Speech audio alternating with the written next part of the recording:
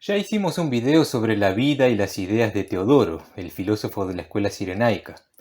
Ahora seguiremos profundizando un poco más en sus críticas a los estoicos, a la religión y a la ética sexual, y contaremos una historia que representa su grandioso estilo de vida.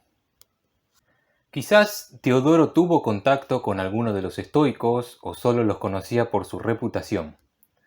Según los estoicos, hay dos tipos de cosas indiferentes: las preferibles, como la salud o la educación, y las no preferibles, como la enfermedad o la pobreza. Si el sabio pierde acceso a las cosas indiferentes preferibles, entonces puede optar por el suicidio. Pero Teodoro no está de acuerdo con esto.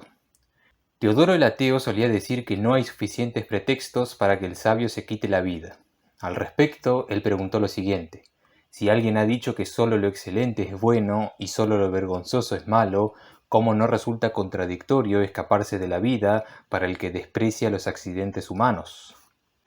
Teodoro hubiera descartado esa distinción estoica entre lo preferible y lo no preferible, porque en realidad todas las cosas del mundo son indiferentes, así que el sabio puede ser feliz con o sin salud o con o sin recursos económicos, ya que le alcanza con su propia autosuficiencia. Por lo tanto, no hay razones para quitarse la vida. Plutarco también presenta una crítica a esa aparente contradicción de los estoicos, quienes plantean que la naturaleza es indiferente, pero al mismo tiempo tenemos que vivir de acuerdo con la naturaleza. Teodoro es muy famoso por su ateísmo, pero no sabemos qué opinó exactamente acerca de los dioses. Puede que él solo haya estado en contra de las creencias tradicionales y que por esto lo hayan tomado como ateo. Hay una anécdota que podría ser evidencia de que él creía en dioses, pero de forma extraña. Parece que llamaron Dios a Teodoro, porque Estilpón una vez le preguntó: «Teodoro, ¿tú eres lo que dices ser?». Teodoro asintió y Estilpón preguntó: «¿Tú dices que eres un dios?». Teodoro estuvo de acuerdo y Estilpón dijo: «Entonces tú eres un dios». Teodoro aceptó este argumento con gusto, pero Estilpón se rió y dijo: «Condenado, con este argumento puedes reconocer que eres un cuervo y 10.000 otras cosas». En todo caso, lo fundamental es que Teodoro criticaba las formas convencionales de entender la religión. Por eso Diógenes Laercio establece una conexión entre el libro de Teodoro y Epicuro, quien señala que la religión puede ser un fundamento de los miedos, los deseos desmedidos y el vicio. Tenemos un ejemplo de las observaciones de Teodoro. Una vez Teodoro se sentó junto al hierofante Euriclides. Un hierofante, por cierto, es un sacerdote que enseña los misterios sagrados. Y le preguntó: «Dime, Euriclides, ¿quiénes son los que cometen impiedad en los misterios?». Le respondió: «Aquellos que los exponen a los no iniciados». Y Teodoro afirmó: «Entonces tú eres un impío, porque tú los expones a los no iniciados». Teodoro no solo está develando una confusión lingüística, sino que también, al estilo de Sócrates, está insinuando que las autoridades religiosas no reflexionan sobre sus propias creencias y métodos. Recordemos que en el diálogo platónico Eutifrón, Sócrates examina las palabras de un supuesto experto en piedad o respeto por la religión y termina exhibiendo serias confusiones y razonamientos circulares de su interlocutor. Es posible que la crítica de Teodoro a la religión forme parte de su ética en general, según la cual no es válido formular un sistema de valores abstractos porque resultarían inútiles e insuficientes ante las situaciones particulares y concretas por las que tiene que pasar un individuo. Con respecto a la ética sexual, Teodoro decía que el sabio satisfará sus deseos abiertamente y sin ninguna excusa. No sabemos si él estuvo dispuesto a llegar al nivel de los cínicos Crates e Hiparquía, quienes tenían relaciones sexuales en público. Pero ciertamente Teodoro quería poner en tela de juicio a las normas típicas. Recordemos que él creía que el sabio hasta puede cometer adulterio bajo las circunstancias apropiadas. Esto nos hace pensar: ¿puede el adulterio estar justificado? ¿Qué tal si en un matrimonio uno no satisface los deseos del otro, o si uno se niega a tener sexo de ahora en adelante, o si uno es explotado emocionalmente por su pareja y tiene que buscar intimidad en otro lado? Tenemos una pequeña muestra de la justificación de Teodoro. el que usa algo para el fin para el cual es útil, no hace mal. Entonces, por ejemplo, no está mal usar la belleza de una persona porque la belleza está para ser disfrutada. En definitiva, este punto no necesariamente va en contra de la ética de su tiempo, ya que los griegos no eran muy puritanos con respecto a las relaciones sexuales. Platón fue uno de los primeros en plantear la idea de que el sexo es un obstáculo para la purificación y la contemplación de la verdad en sí misma.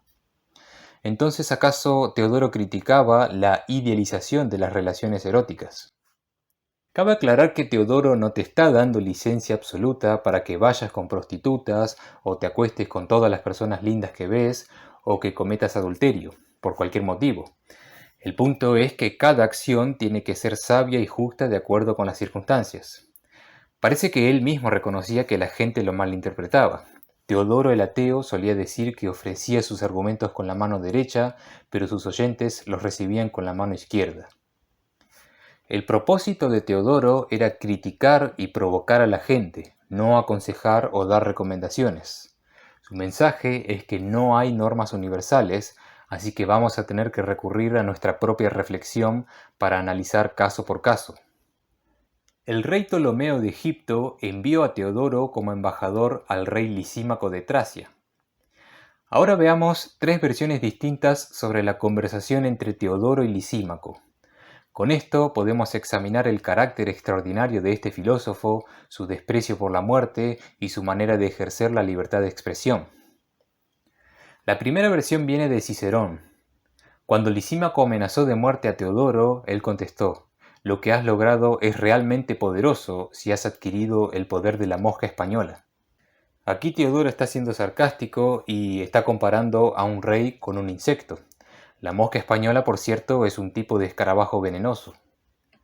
La segunda versión también está en Cicerón y dice: «¿No deberíamos admirar a Teodoro de Cirene? Cuando el rey Lisímaco lo amenazó con torturarlo, Teodoro respondió: no hay diferencia si Teodoro se pudre debajo del suelo o arriba». Esto refleja la suprema indiferencia de Teodoro. Él no tiene miedo a decirle la verdad a los poderosos en la cara, como Sócrates frente al jurado o Diógenes el perro frente a Alejandro Magno. Los grandes líderes creen que tienen poder, pero los sabios y filósofos son conscientes de que el prestigio, la riqueza, el lujo y el estatus político no son tan valiosos. Esta imagen está conectada con los héroes legendarios, como Aquiles, quien no tuvo miedo de increpar al rey Agamenón.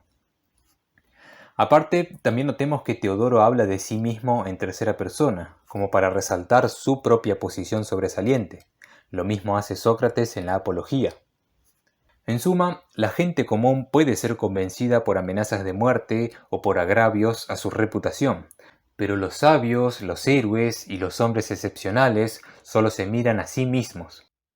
La tercera versión de la anécdota proviene de Filón de Alejandría y es la más extensa. Cuando Teodoro llegó a la corte de Lisímaco, se dice que uno de los oficiales le reprochó su destierro por su ateísmo y por corromper a la juventud. Así que Teodoro respondió: «No he sido desterrado, sino que me ha sucedido lo mismo que a Hércules, porque él también fue desembarcado por los argonautas sin haber hecho nada malo, sino solo porque él mismo generaba mucho peso y sus compañeros de viaje tenían miedo de que el barco se hundiera. Del mismo modo, yo también fui expulsado, porque los ciudadanos de Atenas no podían seguir el ritmo de la profundidad y magnitud de mi pensamiento y me envidiaban».